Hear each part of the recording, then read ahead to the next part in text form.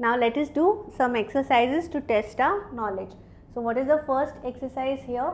See, the first exercise here is telling us to find the difference between the public and the private limited company. Okay, always remember the distinction on the basis of points. Okay, so what are the points I have written down here? The first is members, the next is number of directors, then we have the minimum paid up capital, we have transfer of shares, and then we have invitation to public for subscription. So these are the bases on which the distinction can be made between the public and the private limited company. So let us see what is the difference here. See, when it comes to members, the public limited needs 7 members to form a company compared to a private limited company which requires 2 members. Okay, the maximum here is unlimited. Now remember, here the maximum earlier was 50, which I have written, but now it has become 200 after the Companies Act 2013. The number of directors in a public limited has to be 3, but in a private limited company it is 2. The minimum paid up capital is 5 lakhs and 1 lakh for private limited company. What about transfer of shares? There is no restriction. As I gave you the example, we can transfer it anytime. But when it comes to private limited company, you have restrictions on transfer of shares. What about invitation to public? We can ask the public to subscribe to the shares or debentures when it comes to public limited.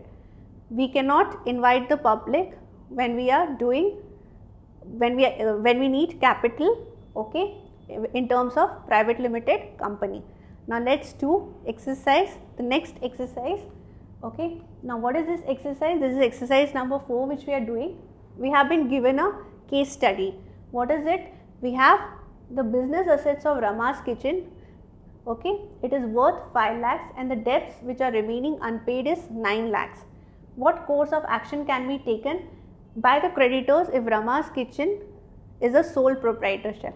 Now, if you remember, I already discussed this issue with you. So, the answer is pretty simple. Because it is a sole proprietorship, Rama has a unlimited liability. So here you can see the debts are 9 lakhs and the assets are 5 lakhs. There is a shortage of 4 lakhs. Okay. So because of this, Rama's personal assets will be seized to fulfill the remaining 4 lakhs which has to be paid. So Rama needs to pay from the personal assets or personal resources the required deficit. Now the question comes, what happens if there is a partnership? So Rama's Kitchen has Rama and Shama as partners. See, in that scenario, this 4 lakhs will be divided on their profit sharing basis. So they will have to bear the loss, and then the personal assets would be seized from these 2 partners. So again, here also it is unlimited liability, but then Rama and Shama, they both have liability together. Now, if you remember, I already explained you, what if one of the partner becomes insolvent, then the other partner will have to fulfill the entire liability. Okay. So as I just said, Rama and Shama needs to pay the deficit. Okay. Now that brings us to the end of the chapter.